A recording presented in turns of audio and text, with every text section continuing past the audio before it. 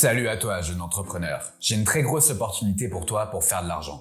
Ouais, non. Bienvenue à toi sur ce nouvel épisode de 30 jours pour partir à la conquête de sa vie. Je te présente chaque jour du mois de février 2024 une thématique différente pour que tu puisses améliorer ton quotidien, développer ta confiance, bref, te prendre en main. Si tu regardes cette vidéo quelques mois ou quelques années après sa sortie, pas de panique, ce contenu est totalement intemporel. Aujourd'hui, c'est donc le 16e épisode après avoir évoqué hier l'esprit critique. Si tu n'es pas à l'aise avec ce sujet, je t'invite à aller voir cette vidéo qui est disponible directement dans la description. Ces 30 contenus que je te présente sur un mois sont complémentaires pour que tu puisses vraiment changer les choses. Je te mets la playlist à la fin de cette vidéo et en attendant, pour ne pas manquer les prochains épisodes, je t'invite à t'abonner juste ici et à activer la cloche.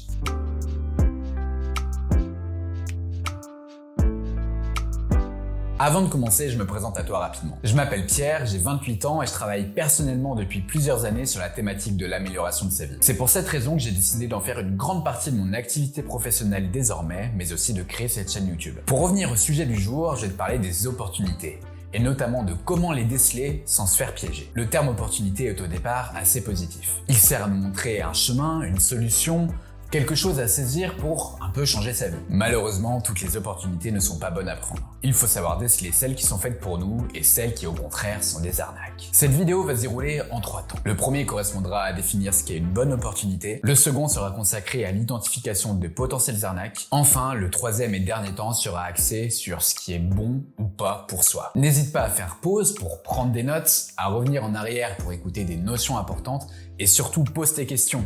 L'espace commentaire est fait pour ça, je te répondrai dans la mesure du possible, il n'y a aucune question bête.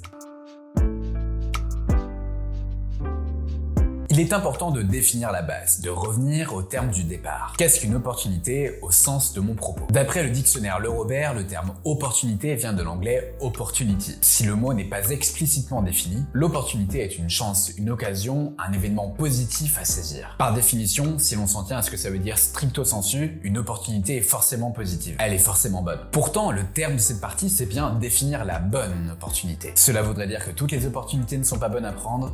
Eh bien, je le crois. La bonne opportunité, c'est celle qui correspond à notre envie, à notre besoin, à nos intérêts financiers, à notre morale. D'où l'importance de réussir à savoir ce qui est bon pour soi. Mais ça, on en parle dans la 3e partie. L'opportunité est une histoire de point de vue. Elle est liée au compromis, au changement dans notre vie. C'est souvent un événement A qui provoque l'opportunité B. Il est rare, voire même impossible, qu'une personne arrive, fleur au fusil, pour t'offrir l'opportunité du siècle sans arrière-pensée derrière. J'en parle juste après, mais non. Pour moi, et j'insiste bien sur ce pour moi, la bonne opportunité est celle qui va te faire avancer humainement, celle qui va te faire prendre de l'expérience, celle qui va te faire acquérir du savoir. Une bonne opportunité, c'est pour soi. Voici l'exemple de bonne opportunité à prendre, si bien évidemment tu le choisis et que ça correspond à tes envies. Tu es licencié, alors tu as l'opportunité de créer ton entreprise. Tu es confiné pour 6 mois, alors tu as l'opportunité d'écrire un roman. Tu as une prime exceptionnelle suite à ton bon travail, alors tu as l'opportunité d'utiliser ton argent pour faire un voyage au cœur de la Pampa argentine. C'est ça, une bonne opportunité. C'est une occasion qui va t'apporter a priori du positif, du meilleur, mais dans tous les cas une expérience pour te faire grandir. Comme derrière tout terme positif de prime abord, il faut savoir prendre du recul. Parce qu'il est possible que cette opportunité soit bonne avant tout pour quelqu'un d'autre, pas pour toi.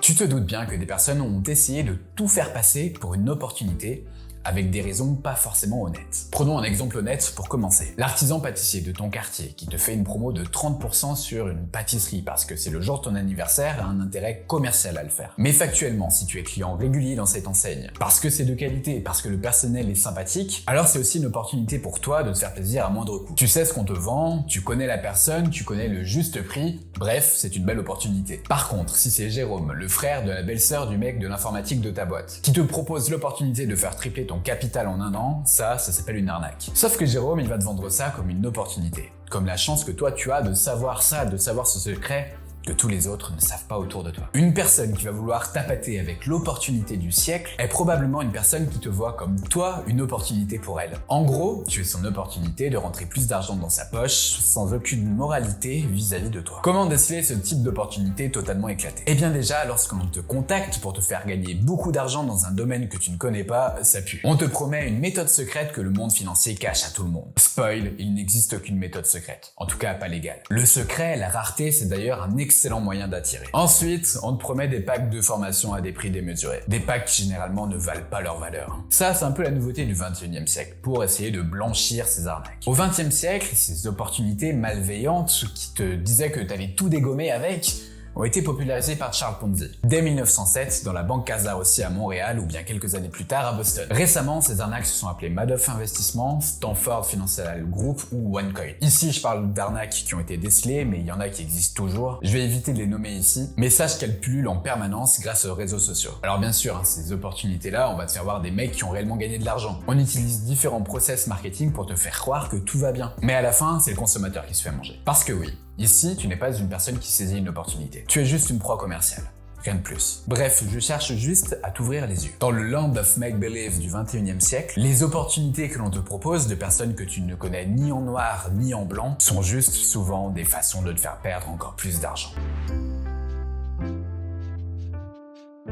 Dans l'épisode 5, dédié à la patience, je t'ai expliqué en quoi cette compétence pouvait t'aider à bien identifier la bonne opportunité pour toi. En gros, le temps amène de la réflexion et on prend rarement de bonnes décisions dans l'urgence. Au-delà de la patience, il faut une bonne connaissance de soi, une bonne connaissance de ses envies. Il faut connaître ses objectifs et en fin de compte, rester focus dessus. Lorsque tu te fixes des objectifs, tu identifies le pourquoi, le pour quand et le comment. Si une opportunité ne correspond pas à ton plan d'action ou à minima à ton objectif, pourquoi la saisir? Évidemment, il ne faut pas tout prévoir dans sa vie. Une belle rencontre, l'opportunité de vivre une belle histoire, ça se saisit naturellement. Mais je te parle plutôt ici d'opportunités qui auront un impact sur ta vie professionnelle, sur ton patrimoine financier. Ces opportunités méritent d'être réfléchies, parce que parfois il peut y avoir de belles choses derrière. Par exemple, on te propose le job de tes rêves, ou en plus tu vois ton salaire triplé dans une entreprise qui te plaît. Alors qu'actuellement tu as déjà un taf qui te correspond, évidemment que ça vaut le coup d'être réfléchi. Mais prendre la décision rapidement, même si tu te connais bien, c'est pas une bonne idée. Se dépêcher, c'est prendre le risque d'avoir plein de biais cognitifs qui nous influencent sur nos décisions. Le 9 février dernier, je t'ai expliqué l'importance des limites personnelles. Si une opportunité dépasse tes limites, qu'elle soit psychologique, morale ou même en lien avec tes compétences, c'est qu'elle n'est pas faite pour toi. Garde ça en tête. Bref, te connaître va t'aider à saisir la bonne opportunité, à repousser les mauvaises. Tout n'est pas fait pour tout le monde dans notre quotidien. Mais se connaître, ça passe par l'habitude, par l'expérience, par la vie, par le passage à l'action et par toutes les autres thématiques dont je te parle dans ce programme. Voici pour moi les 3 choses importantes pour déceler une bonne opportunité. Identifie les opportunités dans tes situations du quotidien, naturelles. Réfléchis sur le pourquoi on te propose cette opportunité afin d'éviter les arnaques. Et enfin, reste en phase avec ce qui est bon pour toi. Je pense que tu l'auras compris, une opportunité peut être une vraie chance pour améliorer sa vie. Mais dans un monde toujours plus connecté, une personne qui va te ramener une opportunité toute faite, toute fraîche comme ça, n'est pas forcément une bonne nouvelle. Apprends à repérer la bonne opportunité. Celle qui ne t'arnaque pas, celle que tu vas te créer toi-même. Les 15 précédentes thématiques peuvent toutes t'aider à être plus lucide pour choisir la bonne opportunité. Développe-les pour avoir le plus de clarté possible. Tu fais ici un 16e pas dans la conquête de ta vie. Si ces opportunités doivent la plupart du temps être calées sur tes souhaits long terme, elles sont aussi une chance pour s'adapter à la dernière minute, face à quelque chose d'immanquable. Et c'est parfait parce que cette faculté à s'adapter, on en parle demain. Merci à toi d'avoir regardé ce 16e épisode. Je t'invite à le partager à toutes les personnes qui n'ont pas su saisir les bonnes opportunités jusqu'à présent. D'une part, ça m'aidera moi à développer la chaîne et en plus, ça aidera cette personne vraiment à qui tu tiens. Profite de ton quotidien en toute sérénité grâce aux bonnes opportunités. C'était Pierre de la chaîne En Forme. À demain.